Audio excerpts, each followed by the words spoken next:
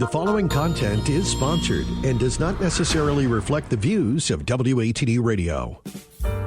Now, Paul Ponders on 95.9 WATD. Be a part of the show. Call or text 781-837-4900. Now, here's your host, Paul Solano. Greetings, everyone. Welcome and thanks for listening to Paul Ponders on WATD, presented by Northeastern Fence and Supply Corporation of Saugus, where they have fences for your kids, dogs, and ugly neighbors. My name is Paul Solano of the PS and all. Well, thank you. It's great, and I really am going to have a huge studio audience today. But thank you, Tim, behind the glass. My name is Paul Solano of the PS and All Marketing Group, and this is season number 2, show number 22, and it's happening right now.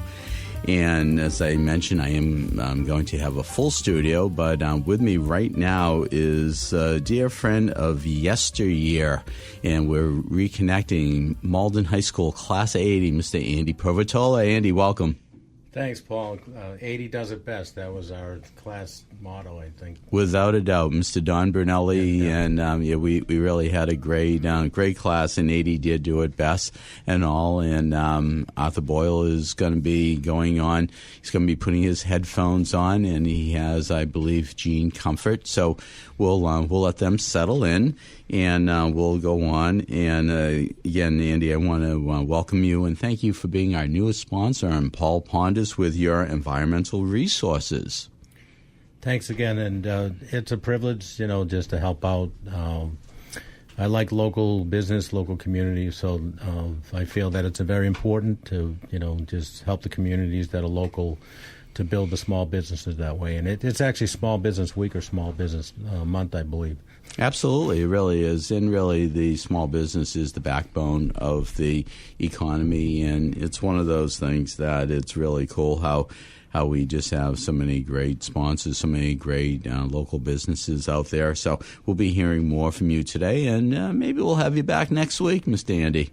Sounds good. Thank you. It's a plan, Stan. Now, I usually have this big spiel and all that stuff, but, I really want to focus in on the task at hand today. But today really is that action-packed day. But I always give a shout-out to Chef Felipe Fitzpatrick and his culinary team of Pearl Street Station Restaurant in Malden. So hello to Chef Felipe. And Chef Felipe, I do have to comment on your Celtic steak bomb, Celtic steak bombed, you made the other day to compete with that New York sirloin steak bomb in the rival Philly steak and cheese, cheesesteak, whatever they call in Philadelphia. We'll have to ask Shelley Wolf about that later. She's from Philadelphia. But it's one of those things that Celtic steak bomb you made the other day was awesome. So picture this. If you're out in Paul Ponders land, and Andy, picture this. And it's a delicious steak and cheese with ham. It has a few onions, peppers, and it's over a bed of our delicious rice pilaf with the chicken soup base. But, of course, when you get to the bottom, after you mix it all up, what's on it? Toast. And that's what happened with the Celtics season right now. So apologies to the Celtics fans. I'm a Celtics fan, but Chef Felipe did a really, really nice job in creating a very delicious item. And of course, I always give a shout out to my team of Chef Felipe, Chef Joaquin, Pizziola Moose, John, Jen, Nicole, and Don for holding down the fort on this very, very busy day. And I see Tim behind the glass. Tim, how are you? I'm good, Paul. Happy Mother's Day weekend. Absolutely. Great to have you. Thank you. On again. Thank you. I love that racing sound. Anything happening in the world of NASCAR racing? Yeah, they're in New York State for Watkins Glen this week in the road course. Had the truck race last night, and I forget who won, but it was a really good race. And the road course master, if you will, Shane Van Gisbergen, is in all three races this weekend. He was in the trucks last night. He's in the number 9 today for the O'Reilly Series. They're practicing right now and just about to do qualifying. And he's racing tomorrow, of course, in the Cup Series. And always good race at the road course. They brought the rain equipment too, so rain will not cancel any races. They are ready. They got the windshield wipers, the flashing lights on the bumper, and the rain tires. So they are good to go. Well, the show must go on, as they say, right? Yeah, so that race is going to go on. Yeah, it'll be great. It's nice to see them go to the road courses because everybody can turn left, but you got to turn right sometimes too. There you go. Yeah, absolutely. Be good stuff. Race will be around 4:00 this afternoon if you want to tune in for the O'Reilly Series. You got it. And can we hear that O'Reilly commercial again? O'Reilly Auto Parts. Absolutely. Ow! We're working on getting them All as a sponsor to our show. There you go. Awesome. Yeah. Thank you, Tim Behind the Glass. You're welcome. And I would like to introduce right now my executive consultant of Paul Ponders, Arthur Boyle. Arthur. Hi, Paul. Good morning. Good It's morning. good to be with you. And you have some guests in audience, I believe Jean Comfort, Jane right? Comfort. She is a resident of Pembroke and a great source for our boards that need a little guidance financially from time to time. Awesome. Well, we'll welcome Jean. Jean, welcome.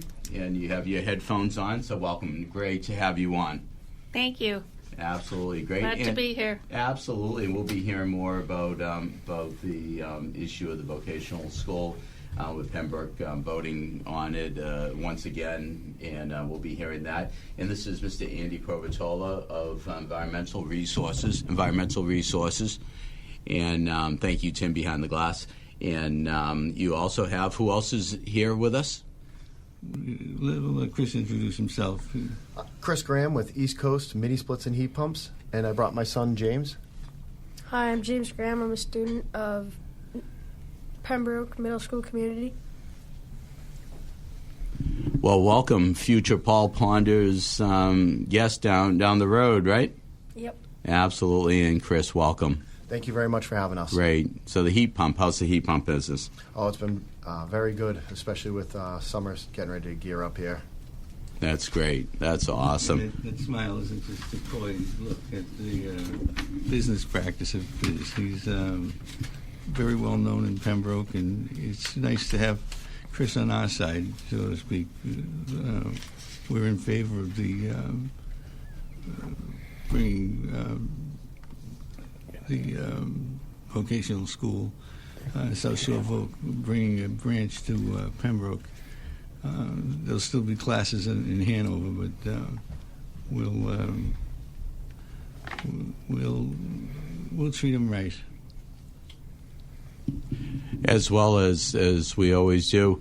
And Andy, your daughter went to vocational school, is that correct? She did. My daughter, Michaela, she graduated in 2013.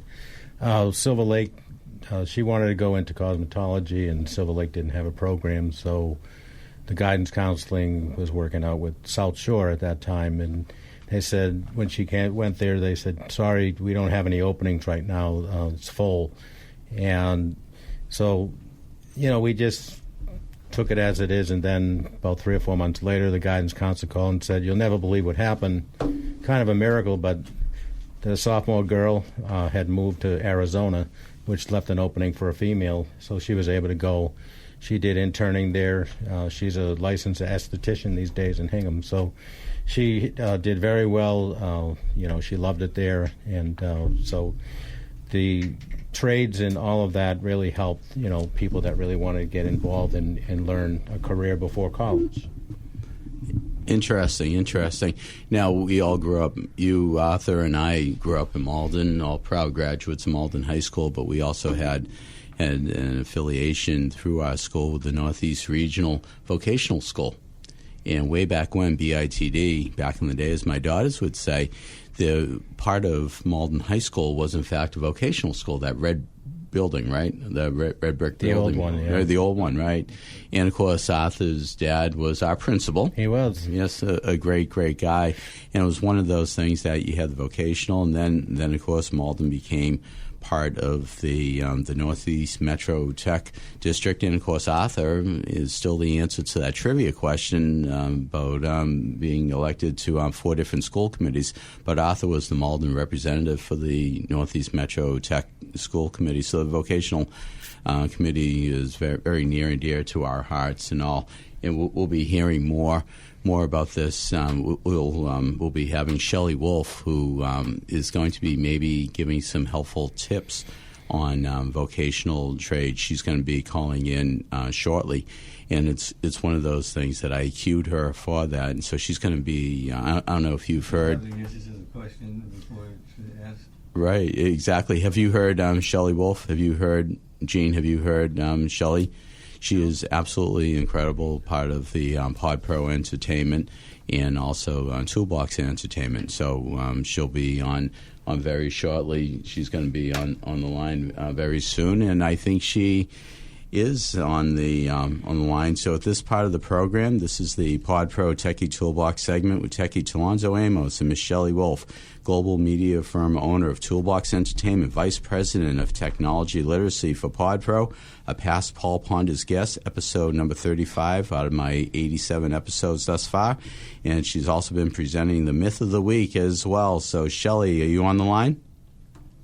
Good afternoon, everybody. How you doing, Paul? Shelley, how are you? And Arthur is here, and Andy, and Gene, and Chris, and James.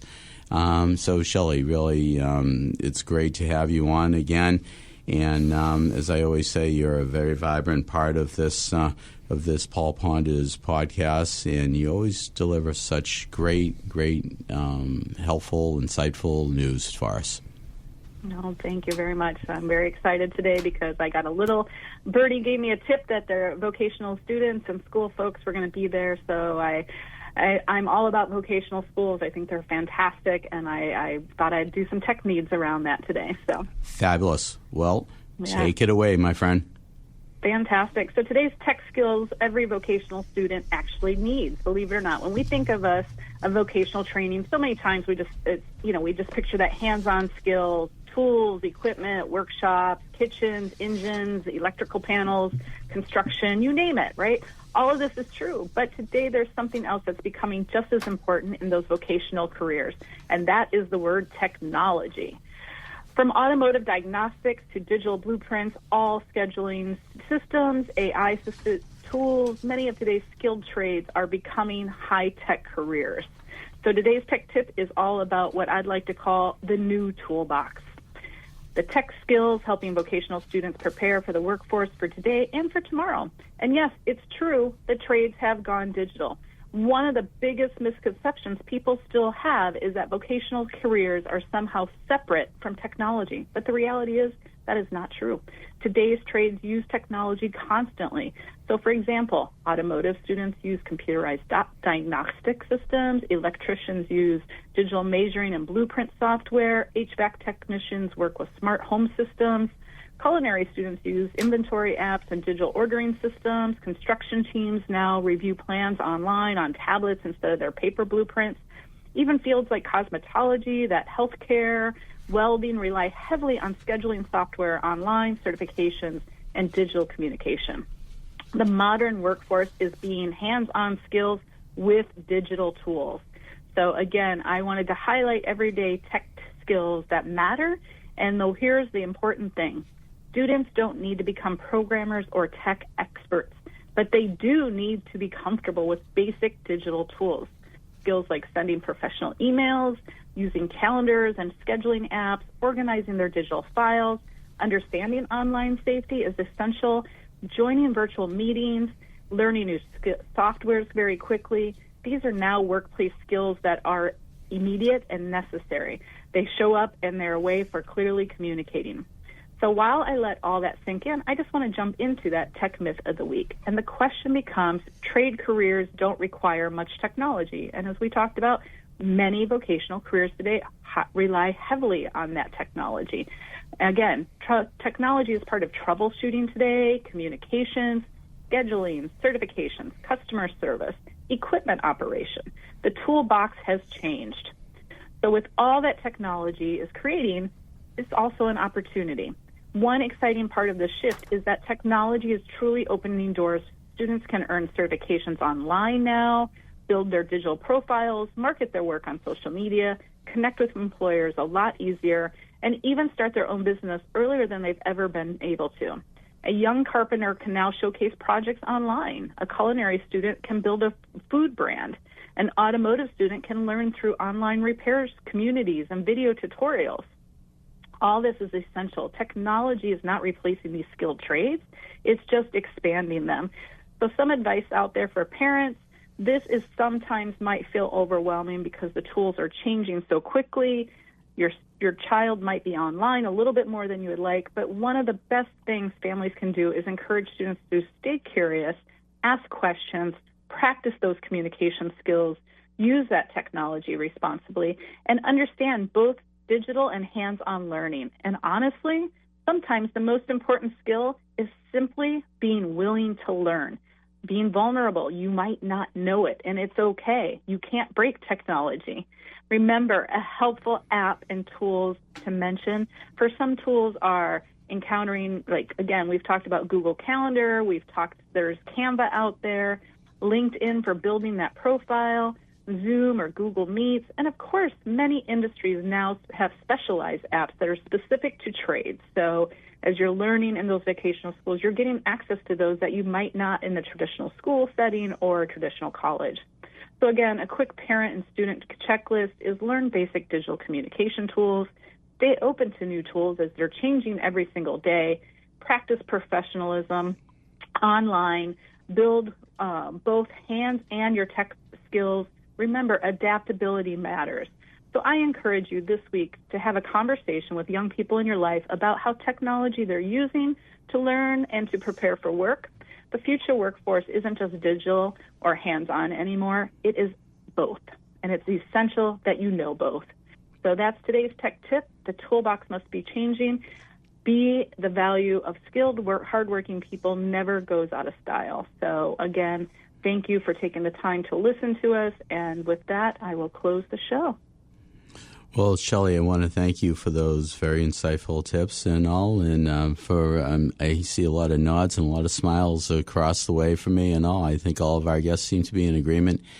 Andy, do you have anything to add to what Shelley had?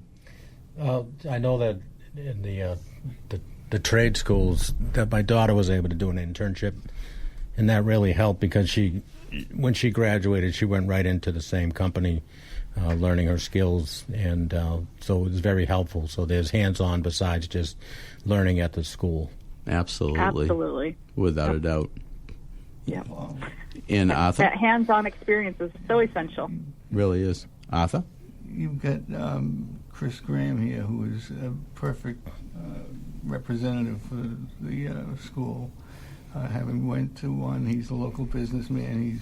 He's doing all the things that other people talk about doing, and he's actually getting it done. And I think he's got an interesting story where he has gone through the steps of, we'll let him tell the story. Right, absolutely. We'll hear Chris's story after the break, and I'll want to hear that. And Jean, do you have any insight or a comment on Shelley's great tips? I think it's great. I think the diversification and the learning opportunities today are phenomenal. There's the hands-on, there's the classroom, there's the opportunities through technology and listening. We're so much more exposed to Google and LinkedIn and all these other platforms that are really giving people an exposure to opportunities that they never had before. So there's just a lot of variety, and people find what's their niche. Absolutely. Without a doubt. Well, Shelley, how do our listeners in Paul Ponders Land contact you? Yeah, they can reach us at info@podproentertainment.com.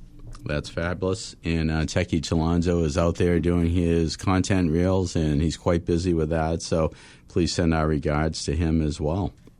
I absolutely will. Yes, he's busy editing this morning, so it's keeping him quite busy. Absolutely, without a doubt.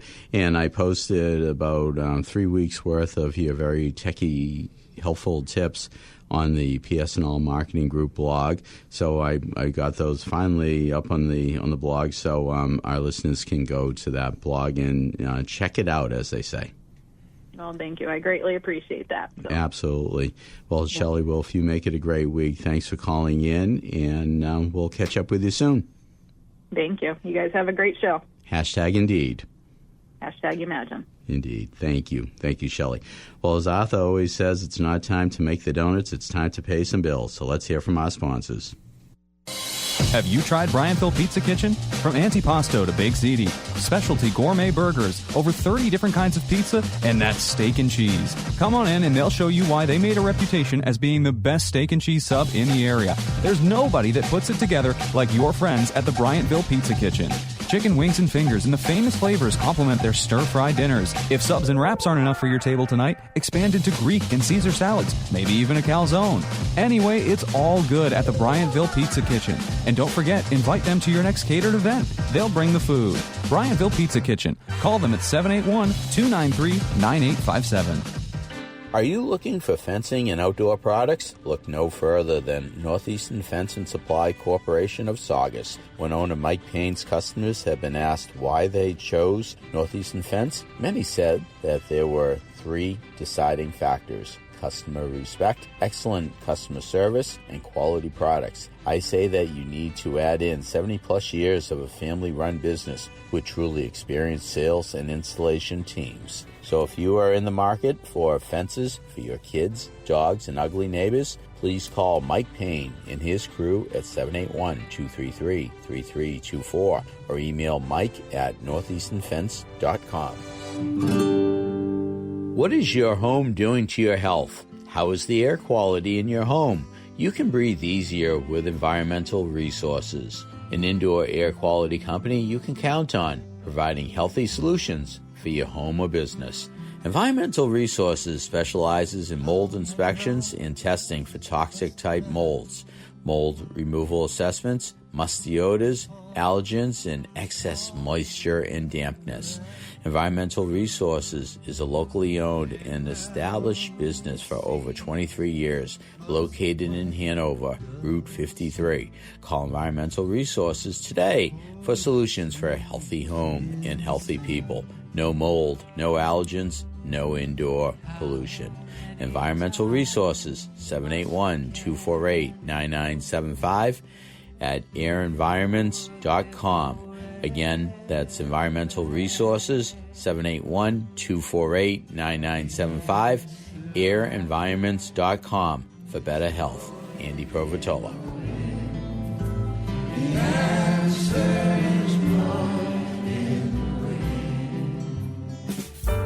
Paul Ponders continues on 95.9 WATD. Once again, Paul Solano. We are back, and thanks for listening to Paul Ponders on WATD, presented by Northeastern Fence and Supply Corporation of Saugus, where they have fences for your kids, dogs, and ugly neighbors. The call-in and text-in number here is 781-837-4900, and you could also find us on the Odyssey app. If you're like my daughter Ann in California, hi Annie, how are you? Want to talk later? And Chef Felipe back at Pearl Street Station Restaurant. You're listening on the Odyssey app. And a shout out to all those nonprofits out there. If you want to reach out, if you want to be featured on a Paul Ponders podcast, or you want to, in fact, be on the show, please email me at paul@paulponders.com. Listeners can go to paulponders.com to find subscription links to Apple Podcasts, Spotify, and YouTube, as well as finding past Paul Ponders on WATD shows. And last week I dropped a very special episode with Alicia Siciliano Perry of Alluring Concept Design Build. It was a great episode. You know of Alicia, and you know of Chris Perry, who is a frequent co-host on this show. And I just want to give a quick shout out before we get back to our guests in the studio. Malden Chamber of Commerce is having an event. It's called Pints on Pleasant Street, and it's next Saturday, and it's from 1 o'clock to 5 o'clock, and it's co-sponsored by Idle Hands Brewery and Faces Brewery, and it's a great collaboration with the Malden Chamber of Commerce, and probably over about 600 to 1,000 people will be in attendance. We had it last year, and we had about like 300-400 people, and it's going to work out really well. All sorts of games and vendors and all. So check out the Malden Chamber website for more information on that. Now, at this point in the program, we usually have the segment of Health and Wellness Survival Tips with Ms. Sharon Filia. Sharon is actually singing at 2 gigs today, but you could also find out about Sharon's Filia fall prevention method on Sharon's YouTube. So we're just going to keep it in studio. And again, if you're just tuning in, we have my executive consultant, Arthur Boyle, here with us, and we have our newest sponsor, Andy Provatola, from Environmental Resources, and we have Jean Comfort with, and she'll be speaking about the initiative on the vocational school in Pembroke next Saturday. We got James and James Graham, and we have Mr. Chris Graham. And Chris, welcome back. Everyone, welcome back. And Arthur had alluded before we went to the commercial break about you having a great story to tell. So you're with East Coast. Thank you again for having us on. You're welcome. Yes, I graduated from South Shore Votech, and it really gave me a great head start in life and education. The South Shore Votech gave me an education, a huge impact on my life. It gave me structure, discipline, accountability, communication skills, confidence, and real-world experience at a very young age, and helped direct the direction I should take the rest of my life in. That's great. That's great. So you've been doing it how long? How long have you? I've had a couple different businesses. I went through South Shore Votech Exploratory and tried out drafting, metal fab, electrical, and carpentry. And I ended up I picked the carpentry shop. And after Votech, or while I was at Votech, I did a co-op for my father. We were building a subdivision in Hanover. And then after Votech, I ended up going to Wentworth Institute of Technology, where I graduated for construction management. Well, as a side note, I probably was actually at your commencement working with my dear friend Mike from North River on a Sunday afternoon, probably the third Sunday in August, on one of those hot Sundays. And also, I saw you walk across the stage. Oh, my God, that's too funny. Yeah, we handled the beverages, all the concessions and all. So anyway, congratulations. Wentworth is a great, great institution. Yeah, it was quite the accomplishment to graduate from. And my friend Rob Cunningham graduated from there as well. We were the first kids to graduate from South Shore Votech that went on to college, so that was awesome. That's awesome. Yeah, awesome. It was really fun. I probably saw you down at Fridays down in Brigham Circle, down there in Heavenly Licks as well. I used to go to that area and visit my friends over in Mission Hill. Okay. Yeah, that's definitely a frequently spot to visit. Absolutely. So when I went to Votech, I'd never played football. It was the first year the school actually had the football team, so I was involved in that, involved in the hockey team, which was great. I was also scared to go to Votech. High school was scary enough, but I didn't really want to go to a Votech. It just had stigmas about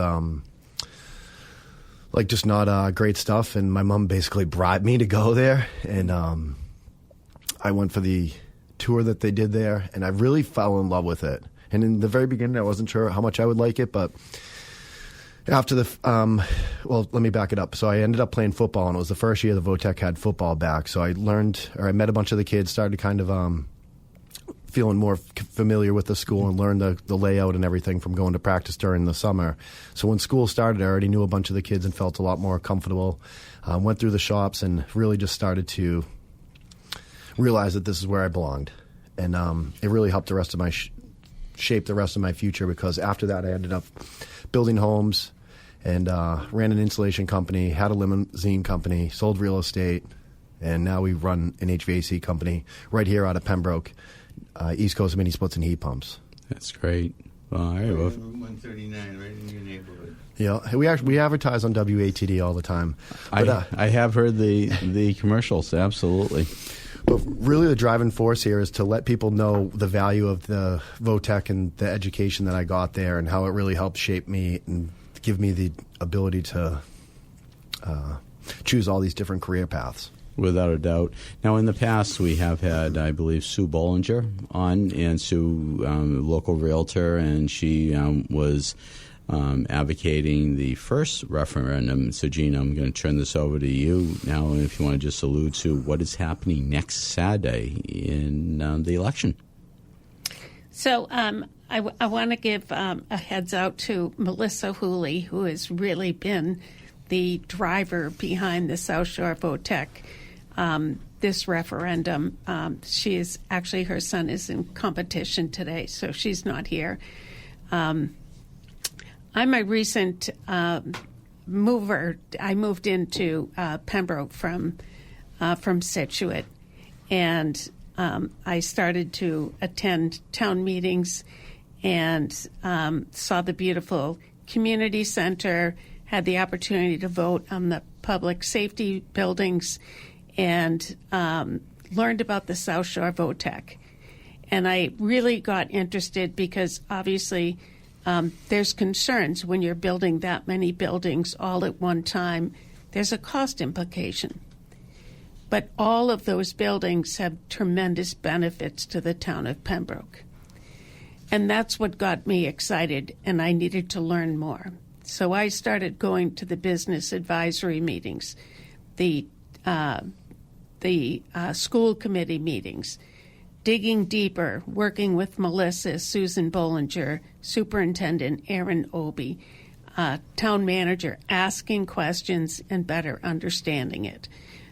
There's a tremendous amount of information out there that's on the internet and through Facebook. And our goal here today is really to try to clarify and provide factual information so that town of Pembroke voters can have factual information to make educated votes, whether they vote yes or they vote no. I will say that I'm a vote yes person, but I want people to have factual information, and that's how I got involved. So we have the annual town meeting coming up. We need to have a 2/3 vote to approve the vote in order to move forward to for the warrant that is scheduled for our vote at annual meeting. I see. So what time is the voting next Saturday? Voting is actually already started. Oh, okay. So it started May 1st, and then our final votes are due on May 12th. I see. The town meeting is May 6th. So what happens after you do get, we're thinking positive here, that you will get the 2/3 vote? What happens after that? Is there another referendum? Is there another vote that has to be taken, or is it pretty much all complete?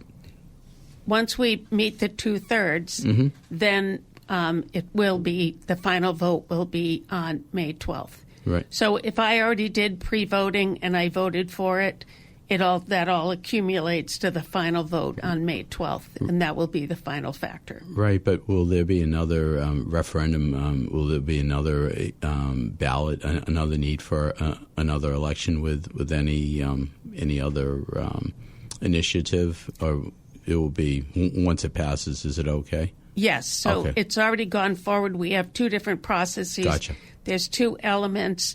There is the debt. The 30-year debt that is in play, that's one element of it.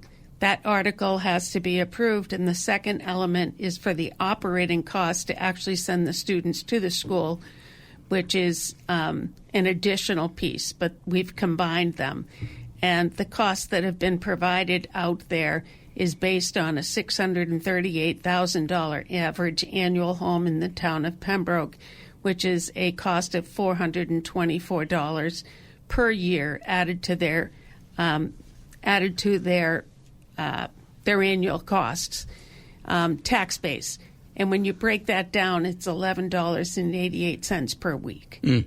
Absolutely. Well, I want you to hold that thought. We want to hear from our sponsors, and we want to hear more about that as to more information, and just set the record straight with whatever factual information you all want to provide. So at this point, let's hear from our sponsors. Have you tried Bryantville Pizza Kitchen? From antipasto to baked ziti, specialty gourmet burgers, over 30 different kinds of pizza, and that's steak and cheese. Come on in and they'll show you why they made a reputation as being the best steak and cheese sub in the area. There's nobody that puts it together like your friends at the Bryantville Pizza Kitchen. chicken wings and fingers, and the famous flavors complement their stir-fry dinners. If subs and wraps aren't enough for your table tonight, expand into Greek and Caesar salads, maybe even a calzone. Anyway, it's all good at the Bryantville Pizza Kitchen. And don't forget, invite them to your next catered event. They'll bring the food. Bryantville Pizza Kitchen. Call them at 781-293-9857. Are you looking for fencing and outdoor products? Look no further than Northeastern Fence and Supply Corporation of Saugus. When owner Mike Payne's customers have been asked why they chose Northeastern Fence, many said that there were 3 deciding factors: customer respect, excellent customer service, and quality products. I say that you need to add in 70-plus years of a family-run business with truly experienced sales and installation teams. So if you are in the market for fences for your kids, dogs, and ugly neighbors, please call Mike Payne and his crew at 781-233-3324 or email Mike at northeasternfence.com. What is your home doing to your health? How is the air quality in your home? You can breathe easier with Environmental Resources, an indoor air quality company you can count on, providing healthy solutions for your home or business. Environmental Resources specializes in mold inspections and testing for toxic type molds, mold removal assessments, musty odors, allergens, and excess moisture and dampness. Environmental Resources is a locally owned and established business for over 23 years, located in Hanover, Route 53. Call Environmental Resources today for solutions for a healthy home and healthy people. No mold, no allergens, no indoor pollution. Environmental Resources, 781-248-9975 at airenvironments.com. Again, that's Environmental Resources, 781-248-9975, airenvironments.com for better health. Andy Provatola.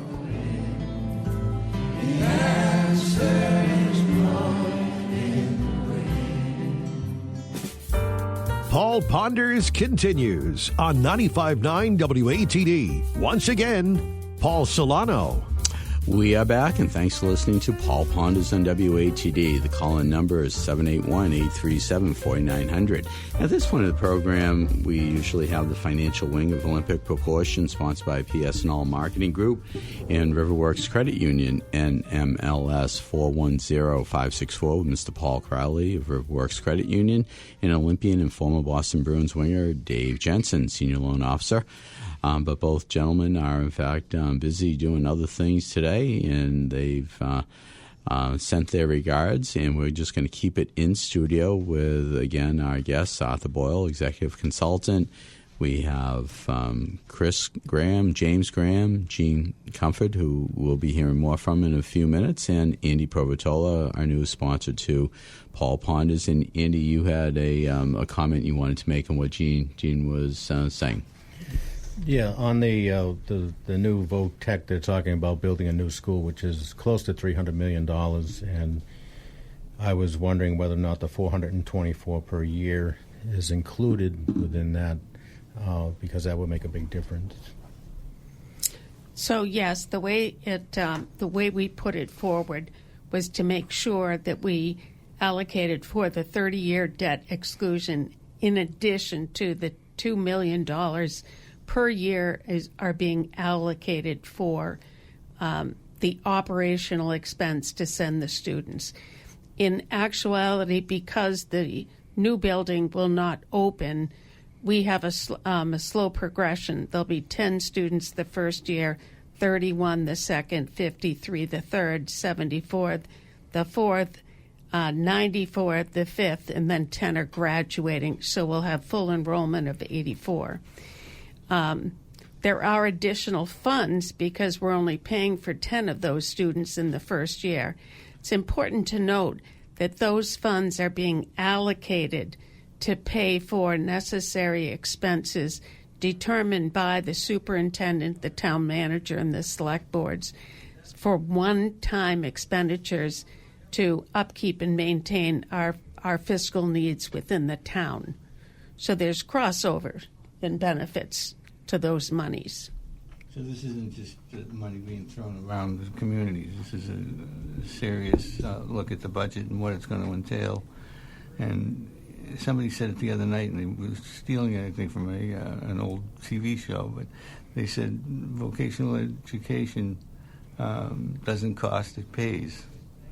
And I think there's something to be said for that you're not going to get anything free, but you're getting something that's been well managed, and I think Pembroke has shown over the years that the library, the community center, 2 emergency management facilities, Pembroke has shown that they can spend people's money wisely, and they've done a good job of it in past boards of selectmen as well, and I take great pride in having been one of them for about 20 years.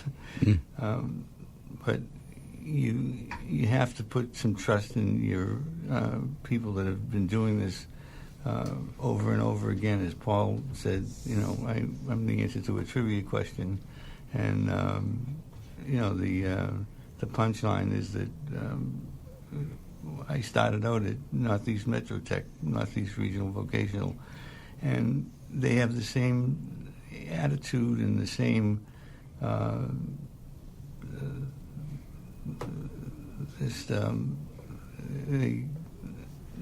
they do a great job at getting the kids involved in the day-to-day projects, and if you're in auto repair, you're doing auto repair. You're not doing plumbing. You get electrical. You've got there's 12 facilities right now, 12 shops, and Chris is saying yes, so I know it's right. Okay, absolutely. Right, to dovetail right into that community value and local impact, I just wanted to mention one thing a lot of people may not fully recognize is the vocational school also serves the community while students are learning, just like what you had mentioned. They do that by working on cars. You can bring your car in for an oil change and tire rotation, new tires. You can swing into the Brass Lantern restaurant for a delicious meal that the culinary staff will make for you. You could even stop by cosmetology and get your nails done and your hair cut at half the price. And, well, students are learning, so there's a lot of value with that, and it becomes a really great part of the local community. Without a doubt. And I guess on the line we have someone who has found a lot of value, and I guess Doug from Scituate is calling. He's in class of 65. I don't know Doug, but Doug, I want to thank you for calling. You're on the line on Paul Ponders, and you're a graduate of the class of 1965, I guess. Yes, first graduating class. Wow. I can't say enough about that school. My daughter went, and she graduated in 1990. If it wasn't for that school, I would have dropped out of school in the 9th grade and my shop teacher told me to get my grades up and he'd get me into that school. And it was the best thing that ever happened. That's great. That's great. Congratulations on that, and also to your daughter as well. Yeah, unfortunately, there's not too many of us left that graduated then. Wow. Well, Doug, I want you because it was during Vietnam. Right. Absolutely. Well, Doug, I want you to just reach out to all your friends in Pembroke and tell them to vote yes on the upcoming election. My daughter now lives in Pembroke, and unfortunately, my grandson couldn't get into the school because she was in Pembroke. I see. And he really wanted to go. I see. Well, Doug, I want to thank you for the call, and Gene and Chris, do you have anything for Doug from Scituate? Thank you so much for calling. We appreciate the support. Thank you, 1,000%.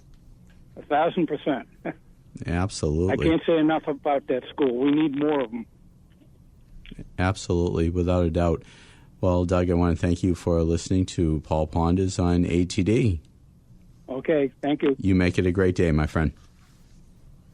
Thank you. Okay. Thank you. And Andy, do you have any other insight based on being a vocational school parent with... One thing I noticed is that when I went to high school, the kids that didn't want to study, they went to the trade schools or the shop.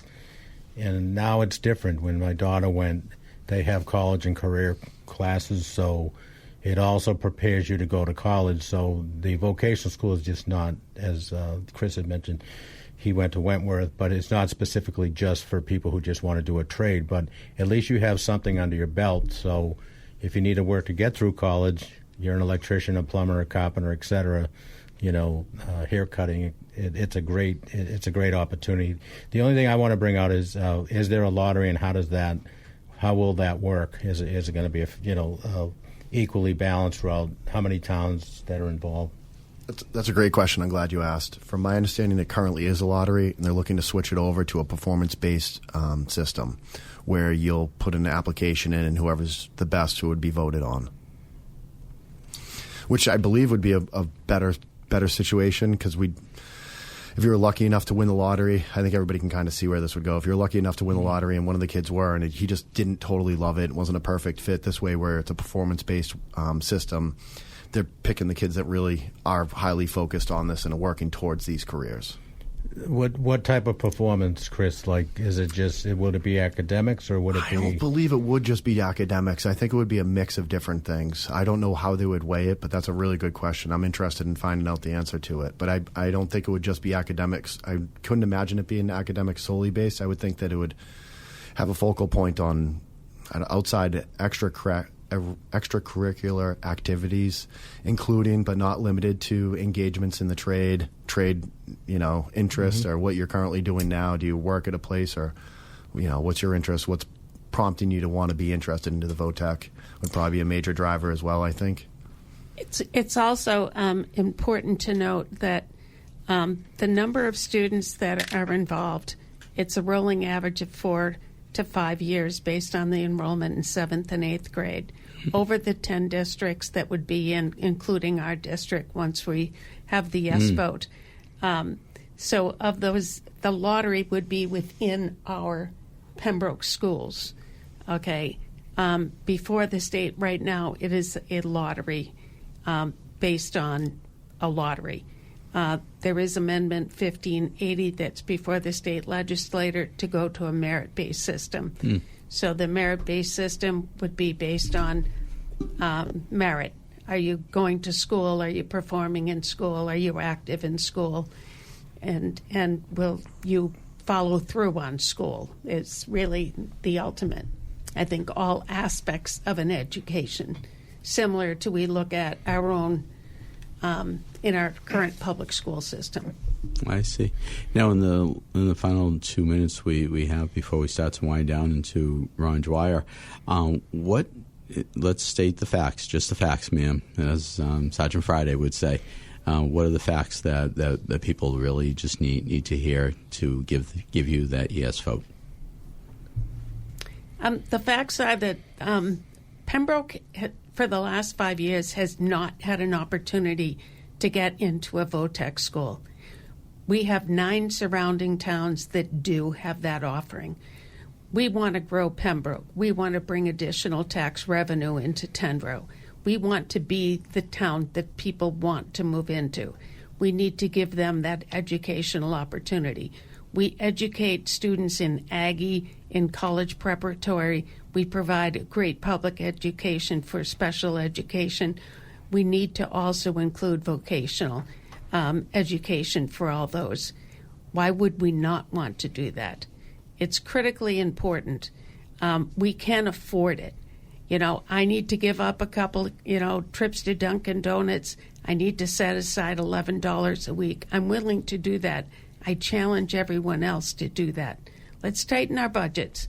Let's look at it. I'm willing to work on a school board. I'm willing to go to the town meetings. Let's tighten up our overall budget to provide an education for our students. That's critical. Go to the meetings, get the facts. Don't listen to Facebook, please. Right, exactly. It's all about the community and the community just coming together and just looking at the big picture. And as Wayne Gretzky once wrote in his book, skates where the puck is going, not to where it's been. And hopefully next Saturday, if you haven't voted already, We used to say vote early and vote often, but just vote once and just make it happen for next week. So I want to thank everyone. I hear the music playing. I want everyone to stay tuned. I want to thank everyone for being on. I want you to stay tuned to WATD and Memories with Ron Dwyer. Ron, you are the grand poobah of musical memories. Listeners can go to paulponders.com to find subscription links to Apple Podcasts, Spotify, and YouTube, as well as finding past Paul Ponders and WATD shows.